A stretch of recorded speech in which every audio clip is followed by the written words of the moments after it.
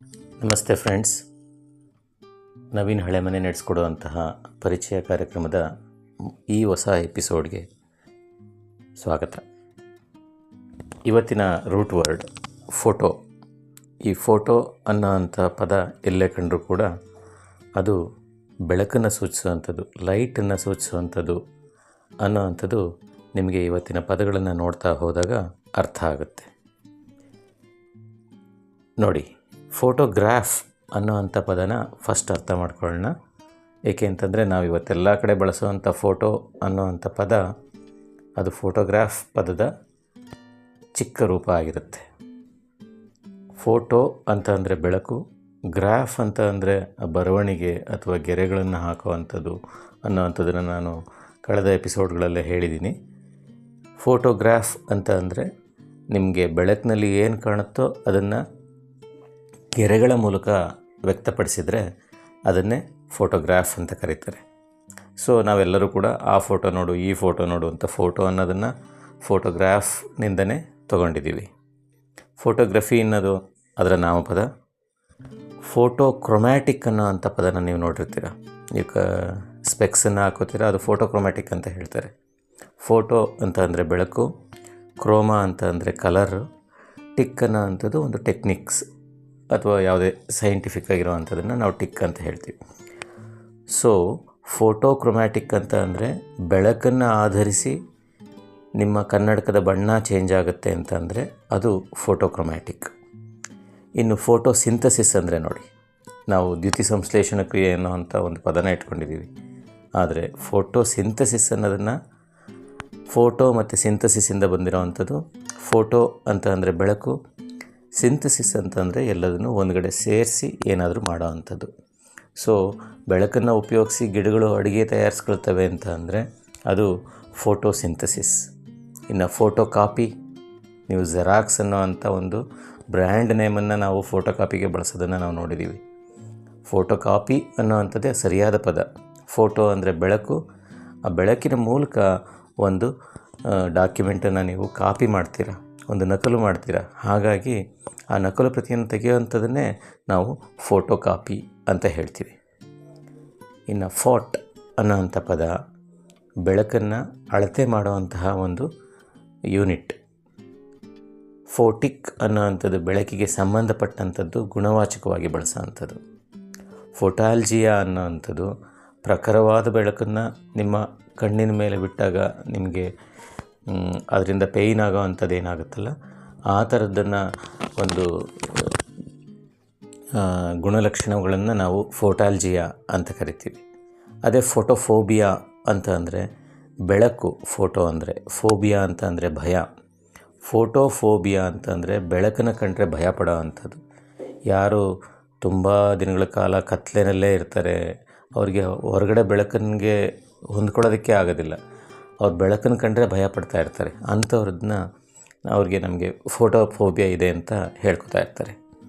ಇನ್ನೊಂದು ಇಂಟ್ರೆಸ್ಟಿಂಗ್ ಪದ ಇದೆ ನೋಡಿ, ಫೋಟೋ ಬ್ಲೆಫರಾನ್ ಅಂತ. ಫೋಟೋ ಅಂದರೆ ಬೆಳಕು, ಬ್ಲೆಫರಾನ್ ಅಂತ ಅಂದರೆ ಕಣ್ಣಿನ ರೆಪ್ಪೆ. ಇದು ಒಂದು ಮೀನಿನ ಹೆಸರು.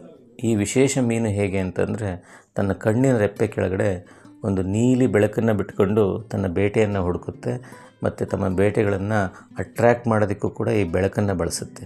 ಹಾಗಾಗಿಯೇ ಇದನ್ನು ಫೋಟೋ ಬ್ಲೆಫರಾನ್ ಅಂತ ಕರೀತಾರೆ. ಆ ಮೀನಿನ ಜಾತಿ ಈ ಬೆಸ್ತರೆಲ್ಲರೂ ಕೂಡ ಆ ಮೀನುಗಳನ್ನು ಹಿಡಿಯೋದಕ್ಕೆ ಈ ಮೀನುಗಳನ್ನು ಬಳಸ್ತಾರೆ ಅನ್ನೋ ಅಂಥದ್ದು ಕೂಡ ಉಂಟು. ನೆಕ್ಸ್ಟ್ ನಾವು ಫೋಟೋಗ್ರಾಫಿಕ್ ಮೆಮೊರಿ ಅಂತ ಕೇಳಿರ್ತೀವಿ. ಅವಾಗ ಹೇಗೆ ಅಂತಂದರೆ ಫೋಟೋಗ್ರಾಫ್ ಏನಿದೆ ಅಲ್ಲ, ಆ ಫೋಟೋಗ್ರಾಫ್ನ ಅರ್ಥ ಈಗಾಗಲೇ ನಿಮಗೆ ಗೊತ್ತಾಗಿದೆ. ಫೋಟೋಗ್ರಾಫಿಕ್ ಮೆಮೊರಿ ಅಂತ ಅಂದರೆ ಏನನ್ನಾದರೂ ನೋಡಿದರೆ ಅದನ್ನು ಫೋಟೋ ತೆಗೆದಿದ್ದಾನೇನೋ ಅನ್ನೋ ಥರ ವರ್ಣಿಸೋದಕ್ಕೆ ಸಾಧ್ಯ ಇರೋದಕ್ಕೆ ಯಾರಿಗಾರು ಇದ್ದರೆ ಅಂದರೆ ಅವನಿಗೆ ಫೋಟೋಗ್ರಾಫಿಕ್ ಮೆಮೊರಿ ಇದೆ ಅಂತ. ಅಲ್ಲಿ ಹಿಂಗೆ ಕಾಣಿಸ್ತಾ ಅದೇ ಥರ ಜ್ಞಾಪಿಸ್ಕೊಂಡು ಹೇಳ್ತಾನೆ ಅಂತ. ಫೋಟೋ ಮೆಟ್ರಿಕ್ ಅಂದರೆ ನೋಡಿ, ಫೋಟೋ ಅಂದರೆ ಬೆಳಕು, ಮೆಟ್ರಿಕ್ ಅಂತ ಅಂದರೆ ಮೆಷರ್ಮೆಂಟ್. ಎಲ್ಲೇ METRY ಏನೇ ಬಂದರೂ ಕೂಡ ಅದು ಮೆಷರ್ಮೆಂಟಿಗೆ ಸಂಬಂಧಪಟ್ಟಿರುವಂತಹ ವಿಷಯ. ಫೋಟೋಜೆನಿಕ್ ಅಂತ ಅಂದರೆ ಒಂದು ಫೋಟೋಜೆನಿಕ್ ಫೇಸ್ ಇದೆ ಅಂತಂದರೆ ಆ ಫೋಟೋ ಪದದಿಂದ ಬಂದಿರೋವಂಥದ್ದು. ಇದು ಫೋಟೋ ಅಂದರೆ ನಮ್ಮ ಛಾಯಾಚಿತ್ರ ಹೇಳ್ತೀವಲ್ಲ, ಅದು ಫೋಟೋಜೆನಿಕ್ ಅಂತಂದರೆ ಅಲ್ಲಿಂದ ಹುಟ್ಟಿರೋವಂಥದ್ದು. ಅವನು ಮುಖ ನೋಡಿದ್ರೇ ಅದು ಫೋಟೋಕ್ಕೆ ಹೊಂದ್ಕೊಳ್ಳೋ ಅಂತಹ ಚಿತ್ರವಾಗಿದೆ ಒಂದು ಅಂತ. ಫೋಟೋ ಕಾಪಿಯರ್ ಅನ್ನೋದು ನಿಮಗೆ ಫೋಟೋ ಕಾಪಿ ನಾನು ಹೇಳಿದ್ದೀನಿ ಈಗಾಗಲೇ. ಅದನ್ನು ಮಾಡುವಂತಹ ಮಷೀನ್ ಏನಿದೆ ಅದನ್ನ ಸೇರಿಸ್ಬಿಟ್ಟು ವ್ಯಕ್ತಿಗಳಿಗೆ ನಾವು ವರ್ಕ್ ಮಾಡೋನಿಗೆ ವರ್ಕರ್ ಅಂತೀವಲ್ಲ, ಫೋಟೋ ಕಾಪಿ ಮಾಡೋ ಅಂಥ ಮಷೀನ್ಗೆ ಫೋಟೋ ಕಾಪಿಯರ್ ಅನ್ನೋಂಥದ್ದನ್ನ ಉಪಯೋಗಿಸ್ತೀವಿ. ಅದೇ ಆಸ್ಟ್ರೋ ಫೋಟೋಗ್ರಾಫರ್ ಅನ್ನೋ ಅಂಥದ್ದನ್ನ ನೋಡಿ, ನನ್ನ ಮೊದಲನೇ ಸೆಷನ್ನಲ್ಲೇ ನಾನು ಹೇಳಿದ್ದೆ ಆಸ್ಟ್ರೋ ಅಂತ ಅಂದರೆ ಅದು ನಕ್ಷತ್ರಗಳಿಗೆ ಸಂಬಂಧಪಟ್ಟಂಥ ವಿಷಯ ಅಂತ. ಅದು ಆಸ್ಟರಿಂದ ಬಂದಿರೋವಂಥದ್ದು. ಸೊ ನಕ್ಷತ್ರಗಳು ಫೋಟೋಗ್ರಾಫರ್ ಅಂದರೆ ನಿಮಗೆ ಗೊತ್ತಾಗಿದೆ ಈಗಾಗಲೇ. ಫೋಟೋ ಗೊತ್ತು, ಗ್ರಾಫ್ ಗೊತ್ತು, ಗೊತ್ತು. ಸೊ ಆಸ್ಟ್ರೋ ಫೋಟೋಗ್ರಾಫರ್ ಅಂತ ಅಂದರೆ ನಕ್ಷತ್ರಗಳನ್ನು, ಗ್ರಹಗಳನ್ನು, ಆಕಾಶಕಾಯಗಳನ್ನು, ಛಾಯಾಚಿತ್ರಗಳನ್ನ ಯಾರು ಮಾಡ್ತಾರೋ ಅವರನ್ನು ಆಸ್ಟ್ರೋ ಫೋಟೋಗ್ರಾಫರ್ ಅಂತ ಕರೀತಾರೆ. ಇನ್ನು ಸೈಟೋಫೋಟೋಗ್ರಫಿ ಅಂತಂದರೆ ಸೈಟಾಲಜಿ ಕೇಳಿರ್ತೀರ ನೀವು. ಸೈಟಾಲಜಿ ಅಂತಂದರೆ ಜೀವಕೋಶಗಳನ್ನು ಅಧ್ಯಯನ ಮಾಡುವಂತಹ ವಿಭಾಗಕ್ಕೆ ಸೈಟಾಲಜಿ ಅಂತ ಹೇಳ್ತೀವಿ. ಸೈಟೋ ಅನ್ನೋ ಅಂಥದ್ದು ಸೆಲ್ಲಿಂದ ಬಂದಿದ್ದು. ಸೆಲ್ ಅಂತ ಅಂದರೆ ಒಂದು ಕಂಟೈನರ್ ಅನ್ನೋ ಅರ್ಥದಿಂದ ಬಂದಿದ್ದು. ಹಾಗಾಗಿನೇ ಜೈಲುಗಳಲ್ಲಿ ಸೆಲ್ಗಳಿರ್ತವೆ ಅಂತ ಹೇಳ್ತಾರೆ, ಕೋಣೆಗಳು. ಈ ಸೆಲ್ಗಳು ಕೂಡ, ಜೀವಕೋಶಗಳು ಕೂಡ ಅದೇ ರೀತಿಯ ಒಂದೊಂದು ಕೋಣೆಗಳಿದ್ದ ಹಾಗೆ. ಅದಕ್ಕೋಸ್ಕರನೇ ಸೈಟೋ ಅನ್ನೋ ಅಂಥದ್ದು ಸೆಲ್ನ ಸಂಬಂಧಪಟ್ಟಿದ್ದು ಅಂತಂದರೆ ಜೀವಕೋಶಗಳಿಗೆ ಸಂಬಂಧಪಟ್ಟಿದ್ದು. ಆ ಜೀವಕೋಶಗಳನ್ನು ಚಿತ್ರಗಳನ್ನು ತೆಗೆಯುವಂಥದ್ದೇನಿದೆ ಅದನ್ನೇ ಸೈಟೋ ಫೋಟೋಗ್ರಫಿ ಅಂತ ಕರೀತಾರೆ. ಇನ್ನು ಮೈಕ್ರೋ ಫೋಟೋಮೆಟ್ರಿ ಅಂತ ಅಂದರೆ ನಾನು ನಿಮಗೆ ಹೇಳ್ಕೊಡ್ಬೇಕಾಗೇ ಇಲ್ಲ, ಏಕೆಂದರೆ ನಿಮಗೆ ಗೊತ್ತಾಗಿದೆ ಈಗಾಗಲೇ. ನನ್ನ ಹಳೆಯ ಸೆಷನ್ಗಳನ್ನು ನೋಡಿ ನೀವು. ಮೈಕ್ರೋ ಅಂತ ಅಂದರೆ ಸೂಕ್ಷ್ಮ, ಫೋಟೋ ಅಂತ ಅಂದರೆ ಬೆಳಕು, ಮೆಟ್ರಿ ಅಂತ ಅಂದರೆ ಮೆಜರ್ಮೆಂಟ್. ಸೊ ಚಿಕ್ಕದಾಗಿ ಹೊರಸೂಸುವಂತಹ ಬೆಳಕನ್ನು ಅಳತೆ ಮಾಡೋ ಅಂಥದ್ದು ಮೈಕ್ರೋ, ಸೂಕ್ಷ್ಮ, ಫೋಟೋ ಬೆಳಕು, ಮೆಟ್ರಿ ಅನ್ನೋ ಅಂಥದ್ದು ಅಳತೆ, ಮೆಜರ್ಮೆಂಟ್.